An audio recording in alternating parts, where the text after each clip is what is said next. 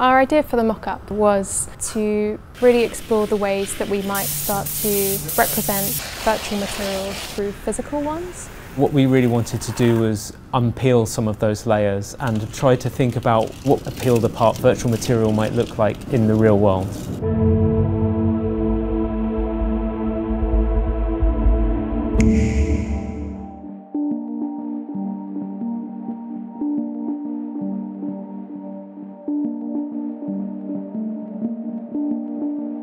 So typically in virtual spaces, materials are kind of paper thin, they don't really have any life behind what we see on the surface. So to begin to explore how we can actually transfer those qualities and start to look at all the ways that kind of depth and light and shadow might actually come into play in the physical was one of our key kind of drivers for this project. With working with Sto, we had access to all of your scanned materials and all of the work that's been done to digitise all of the physical materials and finishes that are available. And so I think for us it was really interesting to also peel apart the layers and all of the kind of processing that goes into making those digital materials.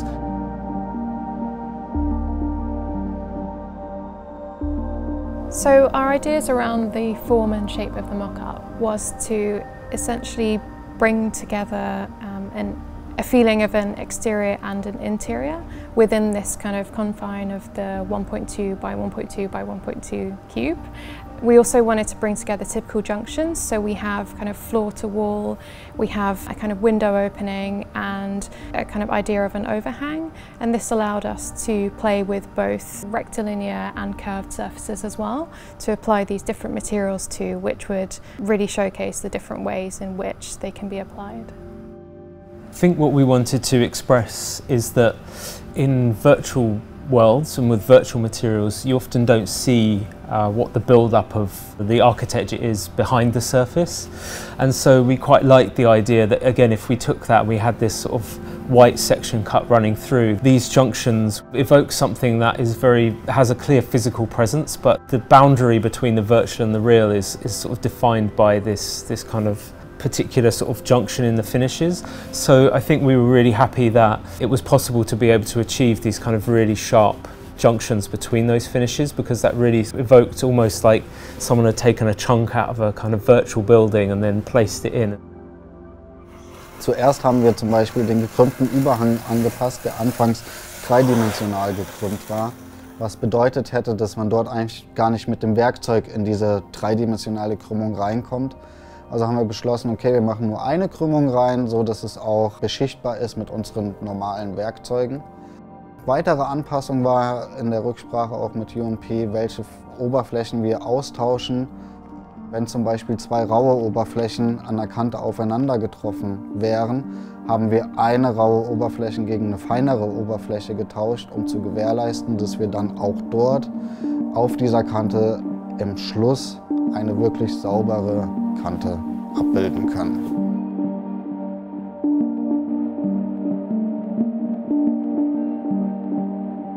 So here we have the materials that we used on the outside of the mock-up. So these are kind of meant to represent the material in its kind of finished form, so a physical material similar to those that you might see in some of the Sto case studies, so on facades, on different buildings and so on. So we wanted to get a variation of colours and variation of finishes from the Sto signature rough material set.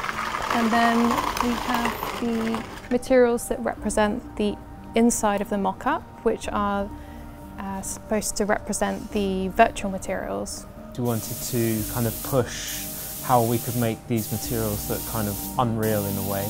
And so we were kind of inspired by the different maps that make up virtual materials. So for the flooring, we are very interested by the idea of the metallic map, which is a map which dictates how sort of shiny a surface is. So we wanted to achieve this kind of really glossy flooring that would then reflect everything else in the interior of the piece. So you'd be able to see this kind of extremely sort of metallic and reflective floor. And then this particular finish using the Sto Virilit was inspired by what's called a normal map. So a normal map in kind of computer graphics is a map which shows how light bounces off a surface. So it enables you to take a flat surface and make it look kind of three-dimensional. And what's interesting is these maps are usually kind of light blue, purple and pink, and that's how they communicate the different fall of light across things. So in order to do that, we've used specially milled Virilit, and we've used a series of kind of paint and metallic finishes in order to kind of evoke this quality. And I think it has this kind of feeling where you're not quite sure if you're looking at a render or a real material, which is really what we wanted to achieve with the finishes on the interior of the mock-up piece. And then to tie the virtual and the physical together, we used this bespoke render, and this is intended to represent the kind of ambient occlusion map, and we applied this to the section line, which would bring the two kind of palettes together. Yeah, and ambient occlusion is kind of all about the internal shadowing within a surface, and so we thought that this particular finish really kind of evokes that, because you can see the way that shadow falls but also changes so much within the surface itself.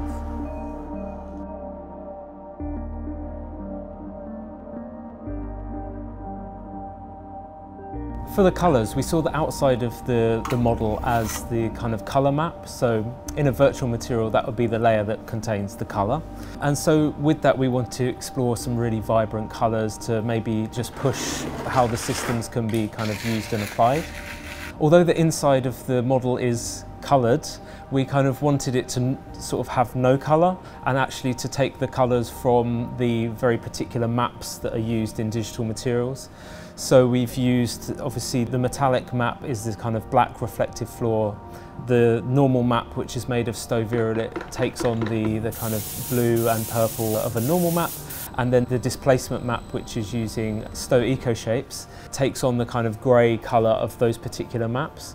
So although they're coloured, they're not, that's sort of more of a metaphor in relation to the way that virtual materials are actually kind of structured themselves. I think with any kind of designer that works on the screen, so game designers or architects rendering software, seeing things in RGB as you're designing, beginning to try to replicate that in reality can sometimes be a challenge. But I think more and more we see architects kind of being more vibrant and playful with their colour choices, and perhaps this might be an influence of social media, you know, having kind of Instagrammable facades or walls or things that then make their way back onto the screen. So there could be an interesting dynamic between that and the way that that might inform material or colour choices as well.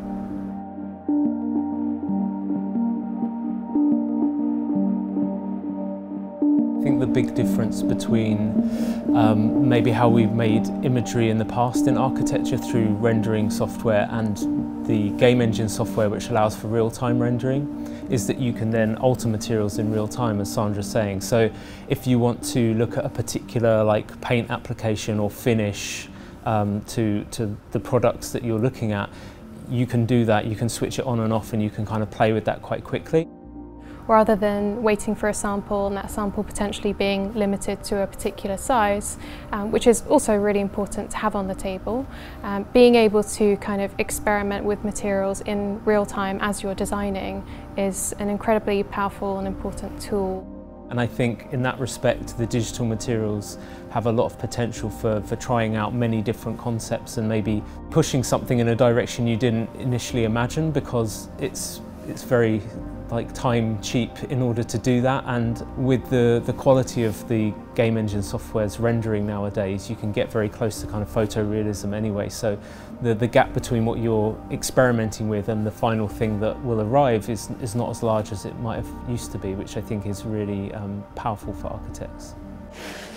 Direkte Herausforderungen oder Schwierigkeiten gab es jetzt hier eigentlich gar nichts. In der Rücksprache mit You+Pea musste das Mockup hier und da ein bisschen angepasst werden. Von der Form her, was die Oberflächen an sich anging, gab es eigentlich gar keine Herausforderung, da You+Pea mit unseren PBR-Materialien gearbeitet haben. Und diese PBR-Materialien beruhen auf reellen Oberflächen von Sto, die wirklich auch reell gescannt wurden und dann in PBR umgesetzt wurden. Von daher waren die Oberflächenerstellungen an sich überhaupt keine Herausforderung. I suppose one of the main things that goes missing between the digital and the physical is obviously the sense of touch, understanding how warm or cold a material is, how soft it is, and so that's something that at the moment is quite difficult to replicate in the digital. I think the other thing is maybe how a material reacts to its surroundings, so how does it weather, how is it affected by environmental changes and things like that. That's something that typically in virtual worlds, like game worlds, is not really something that's considered, even if a material looks very accurate.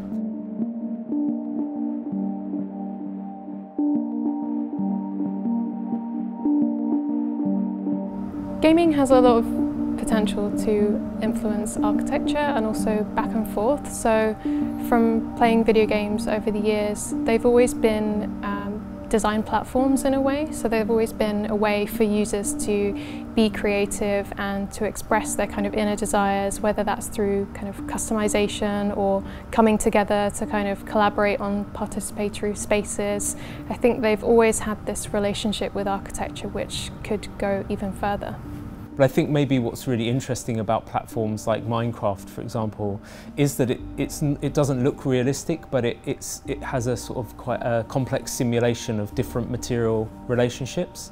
And so I think maybe that's a space where there is quite a lot of potential for growth. So for example, Sto's real materials need to face up to environmental conditions and weathering and things like that, which is not necessarily normally included in a game world.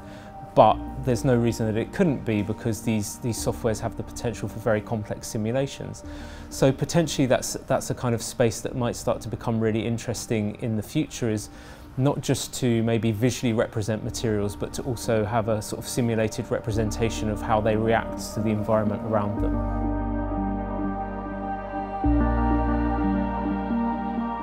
With digital twins, there's always this discussion of a complete simulation of reality. And I think, as Sandra says, human beings don't experience all of reality at the same resolution all the time.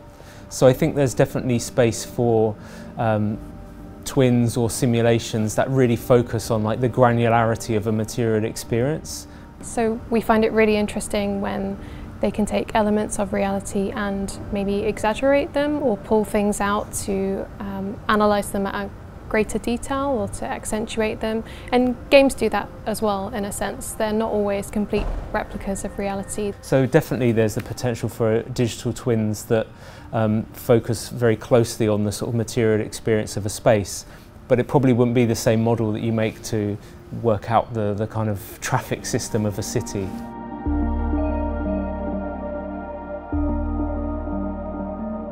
Jeden Abend nach Abschluss meiner Arbeiten bin ich mit dem Smartphone nochmal um das Mockup drumherum gelaufen, habe verschiedene Blickwinkel, Perspektiven abfotografiert, mir die dann auch abends auf der Couch nochmal angeschaut. Und dann habe ich auch gesehen, wie verschiedene Oberflächen wirken. Überrascht am meisten hat mich eigentlich, wie nah dieses 3D-Rendering an der Realität war.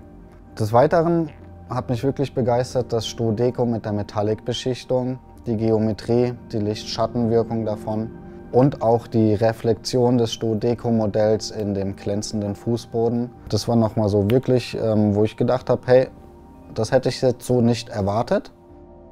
So I think for us, working with Sto on this project has hinted towards a kind of new form of dialogue that might emerge between designers or architects and those making the materials that can happen throughout the design process. You know, it was really nice to go back and forth between sketches, the resources that were available, the kind of digital materials library, lots of the samples, and receive kind of updates on the different ways that these sort of unreal or impossible finishes might be achieved as well, which hints towards, the potential for a really interesting form of dialogue that can exist between these different kind of groups.